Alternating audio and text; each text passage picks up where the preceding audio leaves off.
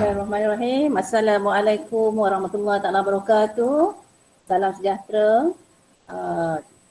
Yang saya hormati rakan seperjuangan Cikgu Haslinda ada bersama dengan kita pada petang ini, begitu juga dengan Cikgu New serta pelajar-pelajar yang dapat meluangkan masa pada petang ini. Hari ini adalah hari ketiga kita laksanakan program 30 minit kilat potensi dengan kita memilih tajuk-tajuk yang saya rasa perlu dibugarkan kerana tajuk ini telah pun lama kita bincangkan waktu PKP dahulu. Okey, jadi pada hari ini kita ambil tajuk berkaitan dengan peranan bandar dalam pembangunan.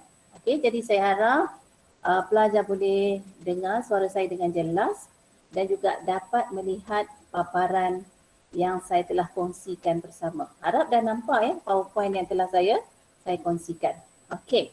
Jadi topik kita peranan bandar dalam pembangunan. Semalam kita dah bincangkan tentang bandar utama, bandar metropolis, bandar raya yang besar peranannya dan juga impaknya kepada alam sekitar fizikal. Hari ini kita nak tahu secara khusus apakah peranan bandar dalam pembangunan. Dulu dalam teknik menjawab cikgu disebut, bila kita tengok kepentingan terhadap pembangunan, kepentingan kepada negara, kepentingan kepada sosioekonomi, kita banyak melihat dari aspek sosioekonomi, satu-satu aktiviti, satu-satu peranan. Okey, jadi hari ini kita nak fokus kepada peranan bandar. Jadi diharapkan bila sebut bandar, sudah terbayang dalam fikiran kamu apa yang dikatakan bandar itu. Dari segi landscape fizikalnya, dari segi environmentnya, jadi diharapkan sudah ada dalam gambaran kamu apa yang dikatakan bandar. Dan biasanya kamu memang dah biasa sebenarnya melihat bandar, cuma mungkin kita tak begitu cakna, tak begitu prihatin apakah peranannya kepada pembangunan sesebuah kawasan. Okey, jadi sebelum kita lihat peranannya, jadi kamu kena jelas jenis-jenis bandar yang ada. Semalam kita tengok hierarki bandar. Kan, hierarki bandar daripada bandar raya, metropolis, megalopolis, dalam tajuk bandar semalam juga kita fokus kepada metropolis, bandar yang utama, dan juga kita lihat juga tentang bandar primat. Sebenarnya ada satu lagi bandar, bila bergabung-bergabung itu diistilahkan sebagai konubasi. Bandar yang dah semakin merebak, dia dah bercantum-cantum antara satu sama lain, kita istilahkan bandar tersebut sebagai konubasi. Tapi cikgu tak berhasrat untuk membincangkan tentang gabungan bandar tersebut, cuma istilah saja. Konubasi ialah gabungan beberapa buah bandar, tapi dia punya fungsi, dia punya peranan sama sebagaimana yang kita nak bincangkan pada hari ini dan ada saling kaitannya dengan tajuk yang telah kita bincangkan semalam. Okey, jadi jenis-jenis bandar ni dia ada bandar kecil, Bandar kecil ni penduduknya kurang daripada 30,000 orang. Pernah keluar soalan berdasarkan sebuah bandar kecil.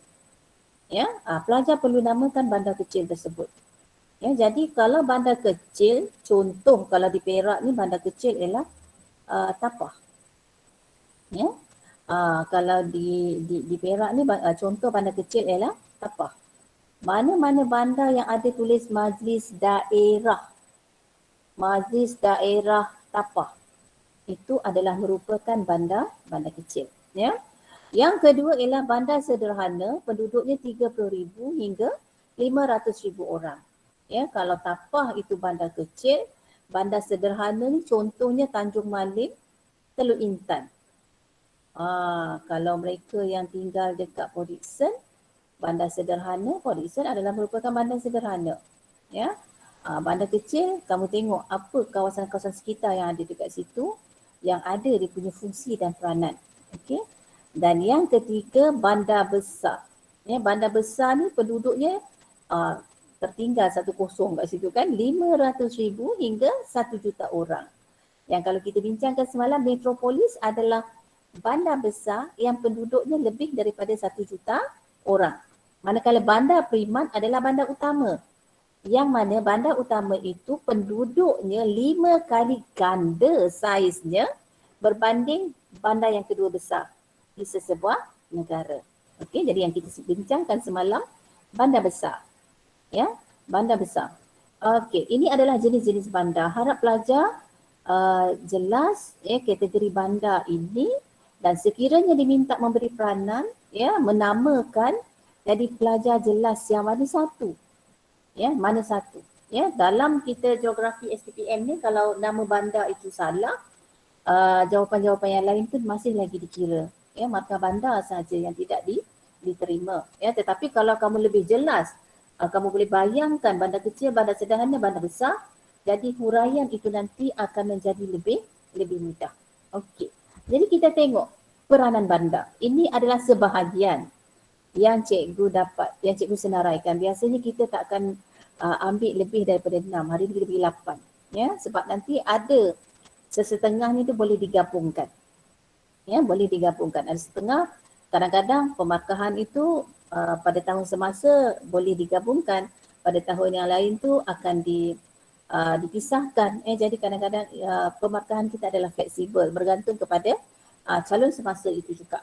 Okey, kita tengok ada 8 peranan bandar. Sebenarnya ada lagi yang lain tapi malas nak bagi banyak-banyak. Dan maksimum kita bagi 6 sahaja ataupun 7. Okey, peranan bandar.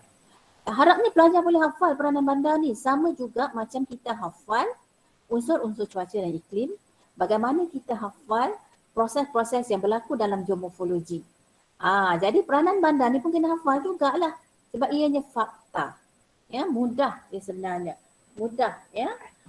Jadi antara peranan bandar yang pertama ialah sebagai pusat pemasaran. Sebagai pusat pemasaran. Yang kedua, pusat pekerjaan. Lepas ni nanti kita akan ambil soalan yang bersesuaian. Lepas tu kita lihat balik semua peranan bandar ini secara lebih detail. Okey. Yang ketiga, sebagai pusat pemodenan. Kalau Kuala Lumpur tu kita nampak pusat pemodenan. Kalau bandar kecil tak berapa nampak sangat pusat pemodenannya. Kan adalah tapi sedikit. Yang keempat, menyediakan kemudahan kesihatan. Menyediakan kemudahan kesihatan. Yang kelima, sebagai pusat pendidikan. Pusat pendidikan ni dia lebih kepada pendidikan yang lebih tinggi. Biasanya di bandar-bandar ni dia banyak adanya pusat pendidikan yang lebih tinggi, yang lebih luas. Kalau di negara kita Malaysia, pusat pendidikan setakat prasekolah, sekolah rendah, sekolah menengah, kebanyakan kawasan luar bandar dan bandar ada. Tetapi peranan bandar dia akan menyediakan pusat pendidikan yang lebih tinggi. Okey, yang seterusnya pembentukan golongan menengah. Ramai pelajar yang confuse bila kita sebut pembentukan golongan menengah ni.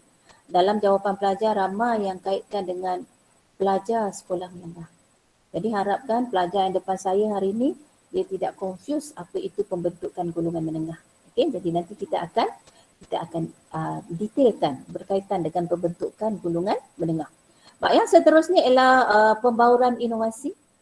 Bandar merupakan satu tempat, satu pusat sebagai pembauran inovasi teknologi moden, R&D. Baik, dan yang seterusnya menyediakan pelbagai kemudahan perkhidmatan ataupun kata lainnya dia lebih banyak memberikan perkhidmatan dalam sektor tertiar. Okey. Baik, jadi kita cuba tengok soalan yang pernah ada. Jelaskan peranan bandar dalam pembangunan sesebuah negara. Jadi dia nak peranan bandar. Jadi kalau pelajar boleh hafal, dia 12 markah 6. 6 kali 2, 12 markah. Jadi kalau pelajar boleh hafal ke-6 peranan bandar itu tadi, jadi tak timbul masalah dalam kita nak jawab soalan. Apa kelemahan yang kita selalu jumpa dekat calon ni ialah tak hafal. Isi utama tak hafal. Jadi kalau isi utama tak hafal, jadi jawapan kamu nanti ialah banyaknya goreng sana, goreng sini sampai rentung. Apa pun tak ada. Okey, jadi diharapkan kita masih ada masa, kita masih ada kesempatan untuk kamu hafal peranan bandar ini. 6 cukup. Kamu hafal 6 pun cukup. At least kamu akan dapat, kalau huraian kamu lengkap dapat 12 markah. Kalau kamu tersasar pun kamu boleh dapat lagi 5 markah. Kalau huraian kamu tak mantap, kamu dah dapat 6 markah. Yang penting jangan listing. Dah hafal, tapi tak pandai nak hurai, kamu buat je lah huraian apa-apa. Bagi kita nak menghidupkan kita punya isi utama. Tapi kalau kamu boleh bagi jawapan huraian dengan mantap, jadi tidak sia-sia lah, sebab kalau kita tengok pada huraian isi ni, bukan susah sangat pun sebenarnya untuk kita menghurai. Ya? Jadi pelajar kadang-kadang dia tidak begitu berani untuk meluahkan jawapan. Ya? Masih lagi terikat ya dengan kaedah membaca, menghafal, luahkan. Maksudnya kamu tidak kreatif. Cara kita menjawab, kalau kamu tingkatan 3 dulu, kalau dapat band 6, itulah cara kita menjawab semasa di tingkatan 6.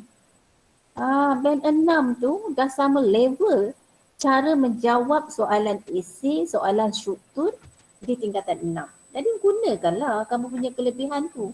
Kalau berjaya naik tingkatan 6 ni maksudnya dulu-dulu kamu ni bukannya tak pandai kan? Okey. Jadi kita tengok peranan yang pertama ya sebagai pusat pemasaran. Apa yang dipasarkan? Okey. Jadi dia memasarkan produk-produk pertanian daripada luar bandar. Ya. Tak kisahlah dia bandar besar ke, bandar kecil ke, bandar sederhana ke, peranan dia yang pertama ialah sebagai pusat pemasaran. Dia memasarkan saja produk-produk yang mereka perolehi daripada kawasan sekitar. Daripada kawasan sekitar. Okey. Jadi kalau bandar kecil, dia akan dapat daripada kawasan-kawasan luar bandar hasil-hasil pertanian. Ya, contohnya, ya kalau Bido ni memang terkenal sebagai kawasan penanaman sayur-sayuran dan buah-buahan. Dia hantar ke mana? Ya, selain dia hantar dekat bandar-bandar yang ada sekitar, dia akan hantar ke Kuala Lumpur. Kan?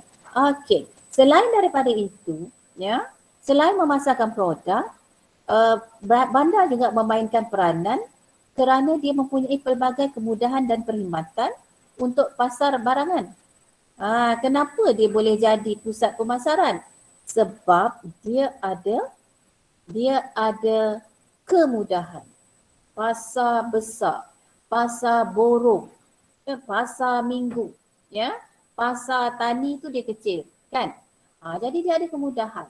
Ya, selain daripada itu, dia banyak ya pelbagai perkhidmatan yang disediakan untuk memasarkan barangan tersebut, mempunyai jaringan pengangkutan yang baik, ya, mempunyai tempat penyimpanan yang sempurna, mempunyai tempat kawasan untuk berniaga.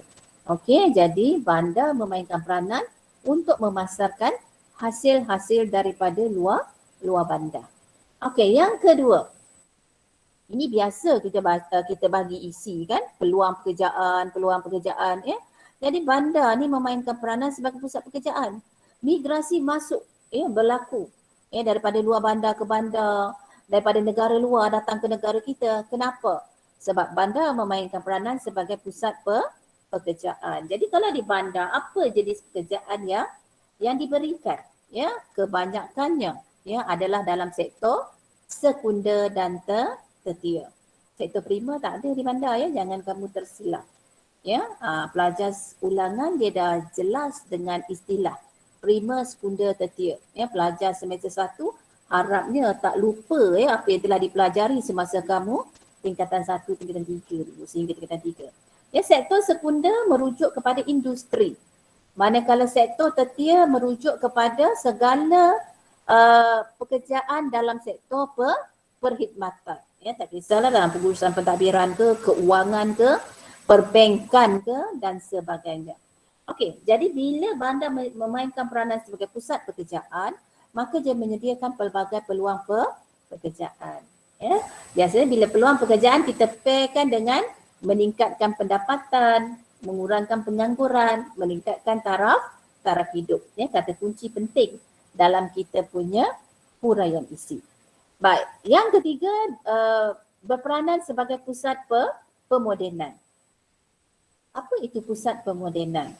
Okey, kenapa bandar boleh memainkan peranan sebagai pusat pemodenan? Ya, pusat pemodenan tu banyak ya unsur-unsur ya, banyak perkara yang kita lihat dekat sana tak ada di kawasan luar bandar. Kenapa dia boleh jadi pusat pemodenan? Kerana kebanyakan penduduk di bandar dia berpendidikan, bersifat terbuka. Okey, jadi bila berpendidikan, bersifat terbuka, dia boleh menerima perubahan. Ya, sama ada kita tengok pusat pemodenan penggunaan ICT ke, ya, penggunaan teknologi moden ke, penggunaan inovasi yang mereka terima ke, ataupun kemasukan ya teknologi moden daripada negara luar, maka bandar memainkan peranan sebagai pusat pemodenan kerana itu boleh mencetuskan sesuatu yang baharu untuk kegunaan penduduk. Okay, jadi dia akan menjadi rebakan ya kepada penduduk-penduduk yang ada di kawasan sekitar. Idea yang sampai, inovasi yang ada, teknologi yang ada, ianya boleh disampaikan ke kawasan sekitar sejauh mana ya ianya boleh sampai. Baik, yang seterusnya peranan bandar ialah sebagai kemudahan kesihatan. Jadi semakin besar peranan bandar itu, kita akan lihat kemudahan kesihatan yang diberikan lebih banyak. Okey, contoh kalau bandar kecil, biasanya kita akan tengok dekat situ adanya klinik kesihatan, klinik komuniti, ya, hospital daerah.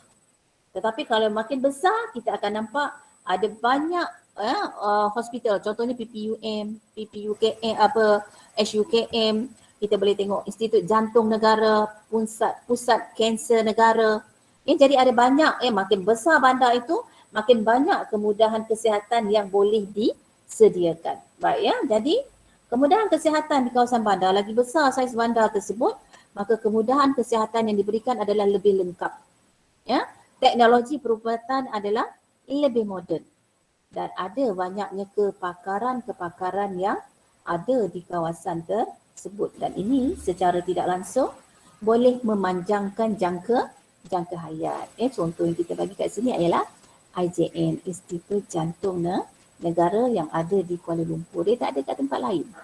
Okey, makin besar bandar, makin besarlah dia punya kemudahan kesihatan yang dapat ditawarkan. Jadi itu peranan bandar dalam pembangunan. Hari itu cikgu dah sebut. Kalau sebut pembangunan, jadi dia merujuk kepada sosio dan ekonomi. Soalan boleh tukar, jelaskan peranan bandar terhadap pembangunan sosioekonomi sesebuah negara. Boleh juga sama, kan? Ataupun dia boleh juga tukar kepada jelaskan peranan bandar, kalau keluar dalam soalan struktur kan. Jelaskan peranan bandar dalam pembangunan ekonomi sesebuah kawasan. Jadi harapnya kamu tak lupa dengan teknik yang cikgu bagi hari itu. Bila ekonomi yang nampak macam ada duit-duit lah kat situ. Pusat pemasaran, pusat pekerjaan. Okey? Dan yang lain-lain itu adalah sosial. Okey. Baik, yang seterusnya kita nak lihat pusat pendidikan. Ada setengah-setengah kita lihat pusat kemudahan kesihatan dengan pusat pendidikan digabungkan. Ya, dengan menggunakan istilah kemudahan sosial. Ya, jadi kalau sebaik-baiknya kalau kamu nak elakkanlah ya pusat pendidikan dengan kesihatan ini, elakkan daripada kamu guna secara berulang. Tapi kalau dah tak ada idea tu boleh juga digunakan. Ya, pusat pendidikan. Jadi peranan bandar ini dia menyediakan kemudahan pendidikan tinggi khususnya. Sebab apa? Sebab terdapat pelbagai IPTA, IPTS di bandar-bandar besar. Okey, contohnya kalau bandar kecil dekat tapak, ya ada UiTM. Sekarang ni kita tengok ya, kebanyakan bandar kecil memang ada banyak institusi pengajian tinggi, college. Ya, kalau Kampar ada UTA, kan? Jadi kalau di Sebelah Negeri Sembilan, kamu tengok apa IPTA, IPTS yang wujud. Ya, makin besar bandar tersebut, makin banyak peranannya dalam institusi pendidikan. Sekarang ni IPTS memang banyak ya, institusi pengajian tinggi swasta, kolej-kolej swasta memang banyak ya menawarkan peluang pendidikan kepada penduduk-penduduk yang ada ya di negara kita. Jadi apa dia punya kaitannya pelbagai IPTA ni nak huraikan tentang apa? Jadi dia menyediakan pelbagai kemudahan pendidikan, dia memberi peluang kepada pelajar-pelajar untuk meningkatkan pendidikan, ya, melanjutkan pelajaran ke peringkat yang lebih tinggi dan secara tidak langsung boleh meningkatkan kualiti hidup. Ya, jadi bila kita bercampur, ya, bergabung, ya, berhubung dengan orang lain, ya, jadi secara tidak langsung kita terdedah dengan dunia luar, maka ini akan boleh meningkatkan kualiti hidup. Okey, yang seterusnya pembentukan golongan menengah. Okey, ya. Peranan bandar yang utama ialah sebagai pembentukan golongan menengah. Jadi disebabkan oleh banyak IPTA, IPTS ya di bandar, ya, jadi kemudahan pendidikan tinggi yang banyak di bandar, maka secara tidak langsung akan melahirkan golongan menengah. Ya, contoh golongan menengah, doktor ke, peguam ke, golongan profesional yang lain ke, ya. Jadi bandar membentuk golongan menengah. Kenapa dia boleh membentuk golongan menengah? Sebab banyak kemudahan pendidikan tinggi sama ada awam ataupun swasta di bandar. Okey. Baik, yang seterusnya pembauran inovasi. Okey. Apa itu inovasi? Inovasi ni pembauran inovasi ni merupakan salah satu cara ya bandar menyebarkan idea pembangunan dan inovasi-inovasi yang diperoleh sama ada dalam penyelidikan yang dijalankan dalam sektor primer ke sekunder ke tertiar dan juga penggunaan ICT ya bagi perubahan masyarakat. Jadi bandarlah dia punya main dia ya peranan dia untuk menyebarkan ICT, menyebarkan idea, menyebarkan inovasi kepada penduduk-penduduk yang ada di kawasan sekitar. Kadang-kadang mereka ni bertindak sebagai penjana. Ya, yang nak merealisasikannya, yang nak menggunakannya adalah penduduk-penduduk sekitar. Ya, contohnya kalau mereka yang tinggal di luar bandar dalam sektor pertanian. Jadi pembauran inovasi itu perlu. Kan tadi kita dah ada tengok adanya pembentukan golongan menengah, adanya pusat pendidikan. Jadi idea-idea itu boleh disebar luaskan ke negara ke kawasan luar bandar. Ya, contohnya dalam sektor pertanian dari segi bioteknologinya, ya, dari segi keedahnya, ya, dari segi teknologi yang nak diguna pakai bagi meningkatkan produktiviti dan hasil pengeluaran pertanian. Okey, baik, dan yang seterusnya kemudahan perkhidmatan. Okay, jadi dekat bandar ni banyak pelbagai kemudahan perkhidmatan disediakan, terutamanya institusi keuangan. Makin besar bandar, makin banyak bank di kawasan tersebut. Okey, kenapa? Dia nak memberikan kemudahan perkhidmatan yang lebih baik, yang lebih banyak pilihan kepada para pengguna. Dan yang seterusnya perkhidmatan kita boleh tengok kebanyakan bandar-bandar besar ni dia adalah merupakan pusat pentadbiran. Contohnya kalau Pekan Tapah, apa pusat pentadbiran yang ada? Dia ada kan Majlis Daerah Tapah, pusat pentadbiran. Okey, pejabat pendidikan daerah itu adalah merupakan pusat pentadbiran. Kalau yang besar lagi, Putrajaya, kan? Okey, dan ini secara tidak langsung boleh meningkatkan kualiti hidup. Okey, jadi itu adalah peranan bandar ya dalam pembangunan sesebuah negara. Harap sangat pelajar boleh menghafal peranan bandar ini. Jadi bila kamu hafal dah peranan tersebut sebagai isi utama, nanti dia punya huraian isi, idea itu akan datang, ya. Tapi syarat mestilah dah baca buku baru boleh datang idea. Syaratnya mesti dah dengar taklimat yang saya bagi, barulah ada idea untuk menjawab huraian isi dengan lebih mantap. Okey. Jadi kita sebut tadi golongan menengah. Jadi siapakah golongan menengah? Okey, golongan menengah ni adalah merupakan kumpulan penduduk yang mempunyai pendapatan yang tinggi dan stabil. Ya. Cara hidup moden. Pemikiran terbuka, berpendidikan tinggi. Ya, dan biasanya mereka terdiri pada golongan profesional, pemimpin, korporat. Okey. Jadi pembentukan golongan ini lebih ramai di bandar lah. Ini disebabkan tadi peranan bandar tadi kan, pusat pendidikan ya, yang banyak di kawasan bandar dan di bandar juga adanya kawasan-kawasan perumahan yang lebih moden dan kos sara hidup adalah tinggi di bandar. Jadi golongan menengah bukanlah golongan jutawan dan bukanlah golongan yang terdiri daripada bawah garis kemiskinan. Dia duduk di tengah-tengah. Ya, golongan menengah ni adalah golongan yang duduk di tengah-tengah, tidak terlampau kaya, ya, bukan jutawan dan juga bukan berada di bawah garis kemiskinan.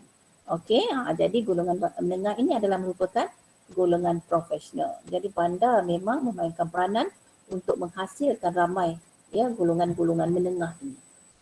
Okey, jadi kita tengok apa soalan sebenar yang dah pernah keluar selain daripada soalan yang cikgu bagi tadi. Okey, bentuk-bentuk soalan yang pernah ditanya. Ya, nanti dia cikgu kata hafal lah isi ni, hafal isi ni. Kenalah hafal, kalau tak hafal bagaimana kita nak jawab. Okey, contoh soalan yang pernah keluar pada tahun 2014, ya. Berdasarkan sebuah bandar kecil yang anda kaji. Okey. Bagaimanakah bandar tersebut berfungsi dalam mempengaruhi pembangunan sosioekonomi kawasan desa dan kawasan sekitarnya. Okey, jadi kita dah hafal dah peranan bandar tadi. Jadi kamu kena jelaskan dia punya peranannya, kena tengok sampai habis. Ya. Peranannya kepada kawasan desa dan kawasan sekitarnya. Apa sumbangan bandar kecil ini kepada kawasan sekitar? Contoh bandar kecil tadi cikgu bagi ialah bandar tapak. Okey. Baik, itu soalan tahun 2014. Ya. Tahun 2017. Ya. Okey, tahun 2017 bagaimanakah proses pembandaran mewujudkan golongan menengah di bandar? Okey, kita tengok 3 tahun dia beza kan. Contoh tahun ni tak ada, tapi ada tak ada saya kena terangkan sebab saya rasa saya tidak terangkan secara detail tajuk ini dalam PDPR. Tahun lepas dulu dah pernah dibincangkan tapi belum lagi saya ulang dengan lebih detail. Okey. Jadi kita tengok kat sini, ya. Bezakan 4 peranan bandar kecil dan bandar besar dalam konteks pembangunan di Malaysia tahun 2019. Peranan yang sama tadi, yang dah hafal 8 peranan tadi, dia nak bezakan 4 peranan bandar kecil dan bandar besar. Apa beza pula? Kalau katakan kemudahan kesihatan, apa beza bandar kecil dengan bandar besar? Kalau kita kata pusat pemasaran, apa beza bandar kecil dengan bandar besar? Okey. Dan yang soalan yang terkini tahun 2021 dalam soalan struktur, jelaskan 3 peranan bandar kecil di Malaysia. Ya. Mana tahu kali ni keluar pula dalam AC, kan? Mana tahu kali ni keluar dalam AC soalan transformasi desa tu dah kerap sangat ditanya, dan berturut-turut tahun ditanya tentang transformasi desa. Soalan bandar ini tak begitu familiar sangat. Okey, okay. Mana tahu keluar dalam esei kan. Jadi jelaskan 3 peranan bandar kecil di Malaysia. Tengok dia nak bandar kecil. Jadi jangan confuse. Okey, jadi cikgu ambil contoh jawapan soalan yang ada. Kita tengok macam ni. Bagaimanakah proses pembandaran mewujudkan golongan menengah di bandar? Tengok ya, bagaimanakah jawapan mestilah I, P, K. Isi, proses, kesan. Kalau dia punya isi, kita nak tengok bagaimana proses pembandaran boleh mewujudkan golongan menengah yang ramai dekat bandar. Yang pertama, pertambahan penduduk. Bagaimana pertambahan penduduk tersebut boleh menyebabkan golongan menengah ni wujud. Jadi proses dia tu kita lebih menjurus kepada peranan-peranan yang ada terhadap bandar. Okey, contoh kat sini peluang pendidikan tinggi. Jadi apabila penduduk ramai, dia dapat melanjutkan pelajaran ya ke peringkat yang lebih tinggi. Apa kesannya? Apa kesannya? Maka akan wujud golongan menengah yang berpendidikan dan mempunyai pendapatan yang lebih stabil. Ya, pendapatan meningkat. Ya. Baik, yang kedua, perluasan sempadan bandar. Proses pembandaran menyebabkan sempadan itu sudah makin lama makin merebak. Berlakunya rebakan bandar. Jadi bila berlaku rebakan bandar, apa sebabnya boleh wujud golongan menengah? Banyak kemudahan asas yang disediakan. Hospital ke, sekolah ke dan sebagainya. Jadi macam mana boleh lahir golongan menengah dekat situ? Banyak peluang pekerjaan, maka golongan-golongan profesional akan masuk ke kawasan tersebut. Banyak sekolah, banyaklah, ramailah cikgu yang akan masuk ke kawasan tersebut untuk berkhidmat. Kesan daripada perluasan sempadan bandar. Kan? Okey. Begitu juga kalau kamu boleh tukar. Pertambahan penduduk. Kamu boleh kaitkan dengan permintaan terhadap sekolah yang meningkat. Bila ada banyak sekolah, banyak institusi pengajian, maka golongan profesional ini akan masuk merebut peluang pekerjaan yang ada. Jadi itu caranya bagaimana proses pembandaran ini boleh mewujudkan golongan menengah di bandar. Okey, yang ketiga, bila berlakunya urbanisasi proses pembandaran, maka berlakunya perubahan kegiatan ekonomi. Daripada sektor primer, sektor pertanian, pelombongan, pembalakan bertukar kepada sektor sekunder. Contohnya perindustrian dan juga sektor tertier, iaitu menyediakan kemudahan perkhidmatan. Apa kesannya? Sama juga, peluang pekerjaan ada, pendapatan meningkat, golongan menengah akan wujud di kawasan tersebut. Okey, kita tengok yang seterusnya. Berlakunya perubahan gaya hidup. Kenapa berlakunya perubahan gaya hidup? Bila berlakunya proses pembandaran, gaya hidup juga akan berubah. Gaya hidup juga akan berubah. Rumah yang dimiliki pun berubah. Kalau kita dulu duduk dekat kampung, rumah kampung. Kalau duduk bandar, rumah teres. Bandar besar lagi, dah rumah kondominium. Jadi berlakunya perubahan gaya hidup. Pemilikan pun dah berubah. Gadget merupakan satu benda yang penting untuk penduduk-penduduk yang ada di kawasan bandar. Jadi bagaimana proses pembandaran boleh mewujudkan golongan menengah di bandar? Perubahan gaya hidup. Jadi bila berlaku perubahan gaya hidup, maka akan menyediakan banyak peluang pekerjaan.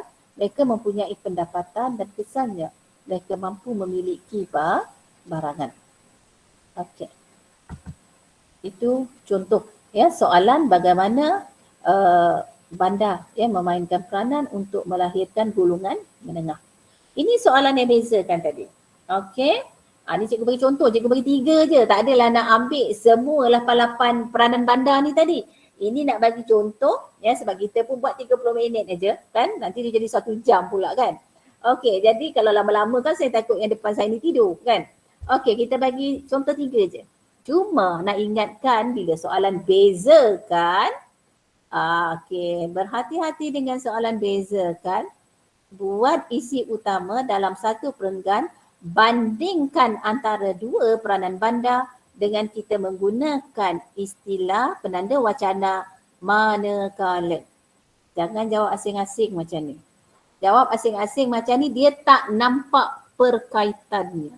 Jadi mesti menggunakan manakala. Contoh, peranan bandar kecil dan bandar besar dalam konteks pembangunan di Malaysia ialah pusat pemasaran. Bandar kecil mempunyai pusat pemasaran yang berskala kecil. Memasarkan produk hasil-hasil pertanian daripada penduduk sekitar. Manakala bandar besar menjadi pusat pemasaran yang berskala besar dengan menawarkan pelbagai perkhidmatan dan barangan. Itu contoh kita nak jawab soalan bezakan, bandingkan.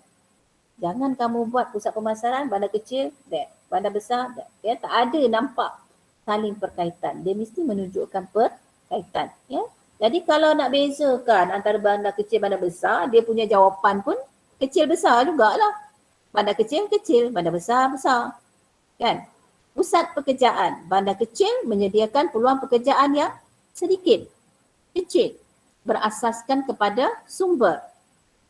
Contohnya kerja dalam sektor pertanian, primer, dalam bidang pembalakan, pelombongan, menyediakan peluang pekerjaan yang tidak begitu besar, ataupun pemprosesan, banyak kilang-kilang pemprosesan dibina di bandar kecil. Kalau dia berhampiran dengan sumber getah, kelapa sawit, jadi akan ada kilang sawit berhampiran dengan kawasan tersebut. Tapi bagaimana pula dengan bandar besar? Manakala bandar besar pula menjadi pusat pekerjaan dalam pelbagai bidang. Contohnya dalam bidang sektor ekonomi sekunder seperti industri, kilang, pembuatan, pemprosesan dan juga sektor perkhidmatan seperti apa? Bagilah contoh.